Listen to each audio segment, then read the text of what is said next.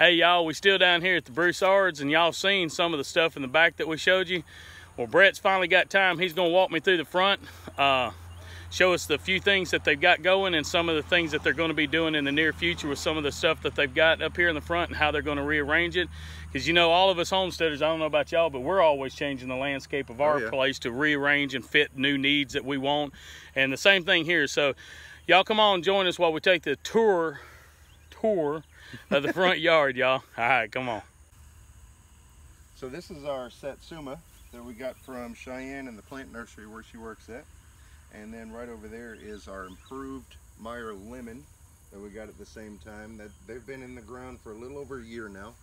Wow, and they're already got good fruiting on there like that then. Yeah, in some people's opinion, it may be too early to let them set fruit like this, but we're gonna give it a shot.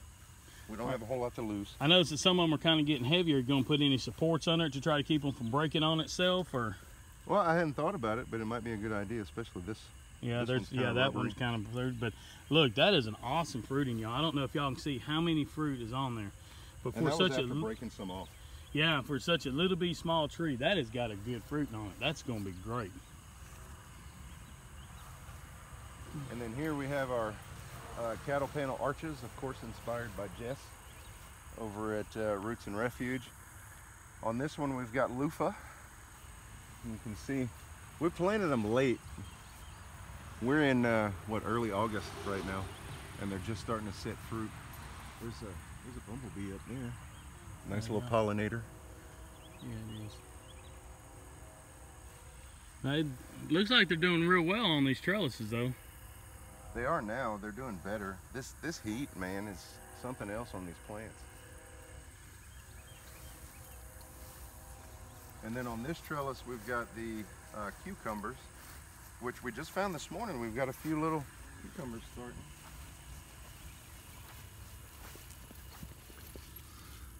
There's one there, y'all. Yeah, it's a couple little bee beautiful. You got enough blooms, and you got the bees pollinating. Now, I believe you said y'all are going to actually join these two together, this one and this one? We talked about going another landscape timber high on all four of these beds and then connecting the two. Okay. And then going actually 4 high here to give us the opportunity to grow bush type stuff here and not have another trellis here in the middle. Okay. Are y'all watering these yourself in the evenings, or what are you doing out here? When we can find the time. Yeah, it's not we don't have a set watering schedule. Okay. But we do the best that we can. All right. Well, that's cool. I mean, that's all any of us really. I mean, I hate to say it, that's what any of us homesteaders are doing. Yeah. We're always trying to come up with better ideas to be more, you know, time efficient and help us get more done in a day when we have time. Because half of us, as much as we'd love to just all stay at the house, half of us have got jobs we got to go to. So you got to pay the bills. Got to. This right here is an eastern redbud that we had transplanted here. A friend of ours down the road gave it to us.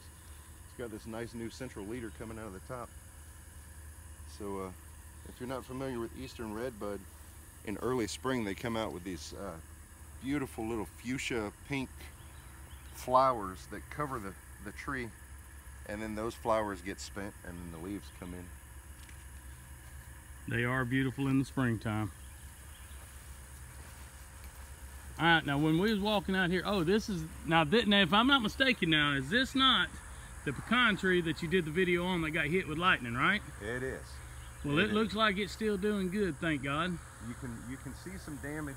Maybe if you come right here, yep, way up where the sun's hitting it up there, yep, you can see some splintering where it was hit. But it seems to be. It looks like it's doing a good fruiting though. If you look, there's some good. We got some tent caterpillars in there, but hey, them tent caterpillars are good for the chickens. Throw them off in there, and they play keep away just like they do with the brim and stuff. It's funny when you throw a little perch to the chickens too. Yeah, oh yeah. Now this bed right here is just kind of a hodgepodge. This is all ornamentals. The same lady who gave us the redbud loaded up the bed of the truck with this. There's ginger here, there's Mexican petunias, there's daylilies, there's iris, and it's the wrong time of year for those, but it's iris and amaryllis in there too. I was telling Amy a while ago when we was out here, with that smell like honeysuckle, I could almost guarantee you could pull these flowers off and probably make jelly off of them. That would be fun. As far as I know, this is not an edible type of ginger. And that's the thing about a lot of things that are not edible per se themselves, the flowers are. You know what I'm saying? That was not good. Not tasty. The Mexican petunias are always gorgeous. They do real well here in the South in the heat that we have. And of course, these are a lily. It's not a true southern lily like we have that grows wild. The original wild lilies you can actually eat, and I love putting them in a garden because they look beautiful, but they're also edible. Every part of it's edible. Wow. So that's one reason I love planting the old, you know what I'm talking about, the old orange looking ones that come up? Oh yeah. In the old home places. It's an edible. But yeah, look at all the new ones you could plant here. Yeah, I was gonna say, from what I understand, that's after the flowers are spent, they create these little fans. Yeah, each one of them fans can be planted, and that's a new plant. Right. Yep. I need to experiment with that. But the petunias are always gorgeous. Now, y'all, you seen the thing a while ago about the what we think might be a wild cucumber or whatever.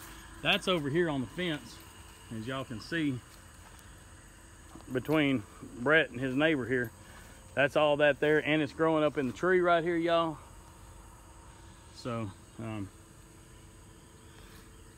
gotta love these, I call them airplane plants, because any nursery I've ever worked in, they put off runners, and each runner has multiple babies on it. Let's see if I can isolate.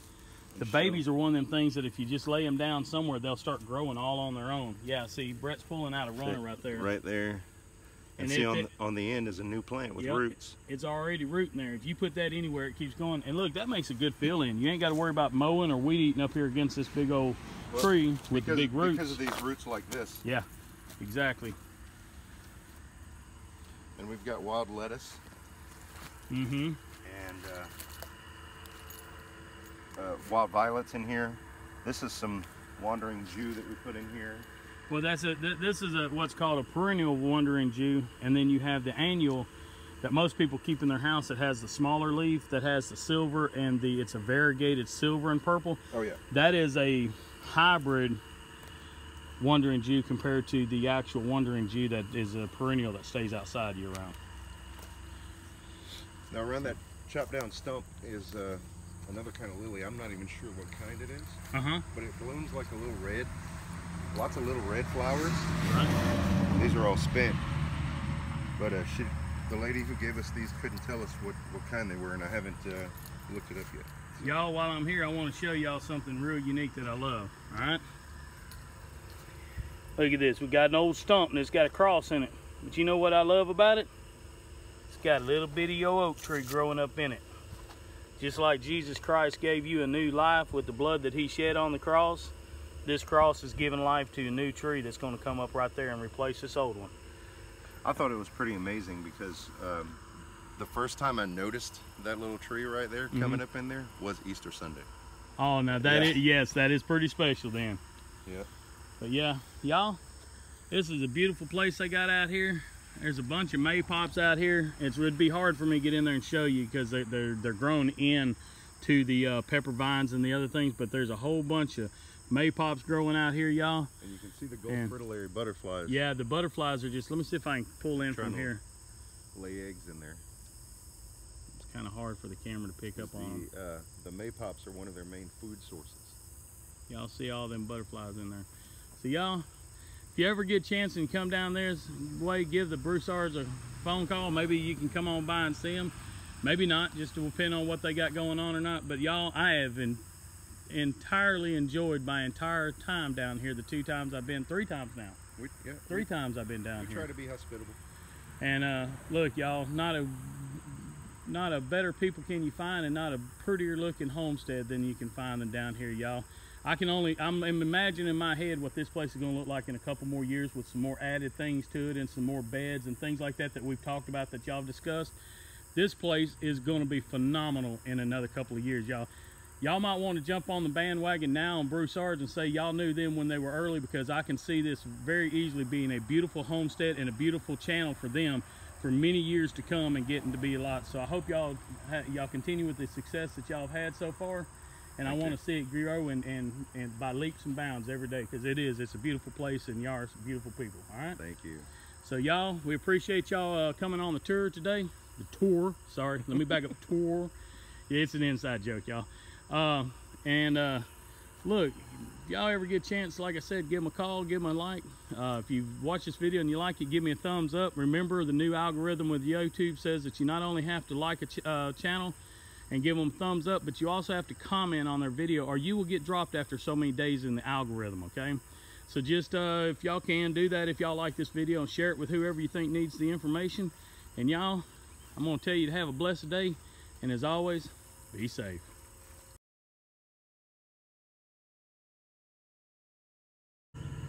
Hey y'all, we're still down here at Broussard's, and we're doing a little walk around the front yard this morning, and we're going to show you all that video in a minute. But hey, look at this. We found these, what we couldn't figure out came off of these vines here. So we decided to do a taste test, or better yet, I did. And so I busted one open and tried it, and I'll do another one on video right now to show y'all. But we've done figured out these things have got to be a wild cucumber variety. If any of y'all out there know the exact name of it, please let us know. I'm gonna pull in kind of close. Can you get it in the sun? There you go. I'm gonna pull in kind of close so y'all can see. And y'all see the little old vines. I mean, these leaves are not big. The vines aren't big at all. Kind of almost like an ivy. But if you see how it's growing up underneath there, and we've just been picking them.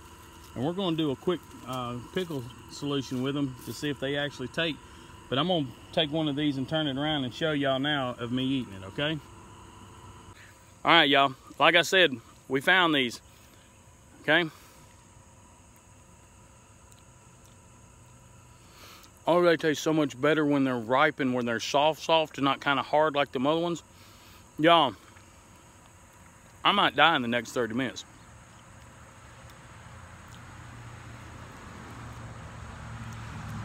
Oh God, that is a wonderful taste, y'all. I don't know if that's a little bit cucumber, a wild cucumber. I don't know, wild cucumber, what it is. If any of y'all know on there, please know. Grandma Rose, any of y'all that watch my videos, let me know what it is if y'all do know. I can just tell you that's a wonderful taste. We're gonna go make some quick pickles with a few that we pulled off here. Chop up some onions with it and put it in some vinegar and water real quick with some salt and pepper, and we'll have cucumbers this afternoon. All right, we'll let you know how that turns out. But I wanted to show y'all that real quick because that was something new, and it's growing everywhere down here on the Broussard's homestead. And if it turns out to be a food source, then guess what? That's another one of those food sources that I tell you all the time that Mother Nature provides. Take advantage of it while you can, because it doesn't come around very often. Mother Nature provides only in short periods, and when it comes in, you've got to take advantage of it. So y'all, come back with us and see what the adventure holds on this here, all right?